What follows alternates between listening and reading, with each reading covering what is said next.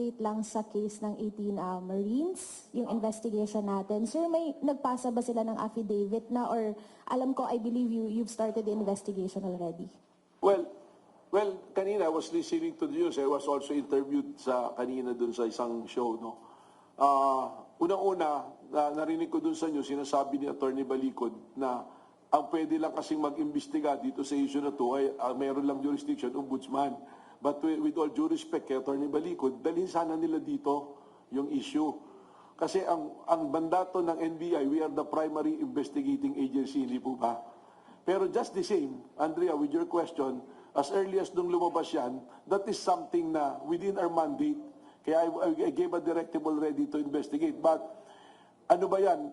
Iba-ibang segment yan eh. Ano yung imbestigahan natin? Ang una nating alamin, sino yung personalities, yung 18. Ano ba yung background ng 18 at what led to them na magbigay ng ganyang statement. That was unsigned pa na document. Pero what is surprising, kayo nasa media kayo, the experience is, mag-file ka muna ng kaso o demanda kung saan ahensya pwede, then you do the press conference. But this is the reverse. Nag-press conference ka muna, tapos kinabukasan, nagpunta ka ng ombudsman, and you're conditioning the mind of your viewers nang sinasabi mo, ang pwede lang mag-imbestiga nito, ombudsman. Well, we respect that, but just the same, we will exercise our mandate. And we're doing it. We have initial findings that, unahan ko na, hindi ko pa pwedeng ilabas sa inyo because of the sensitivity, you know. But we have findings already. Doon naman sa mga personalities na binanggit, there's nothing new sa tingin namin dahil subject na ng mga ibang investigation yan on the issue of flood control.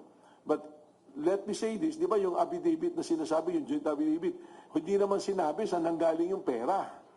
Ito ba'y public funds or ito ba'y private funds? Because in every crime, may certain elements na kanya-kanya yan. So, anong iimbestigahan natin na krimen? So, it led us to the thing na ang dami nung tinitingnan namin. But again, I have that directives already and we will come out with a resolution on this matter. Hi sir, good morning. Susugan ko lang yung tanong ni Andrea. Sir, Introduce just yourself, report po, DZRH News. Sir, pag susumitihin din natin sila ng affidavit, Well, sana voluntarily dalhin dito ni Attorney Balicod so that we can interview everyone.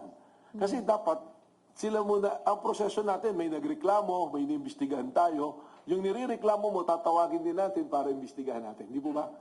So sana pumunta sila rito. Pero if the ombudsman will delegate, na nasa power naman nila that they can delegate NBI to look into this, then officially, yun na yung pwede namin silang tawagin. Di po ba?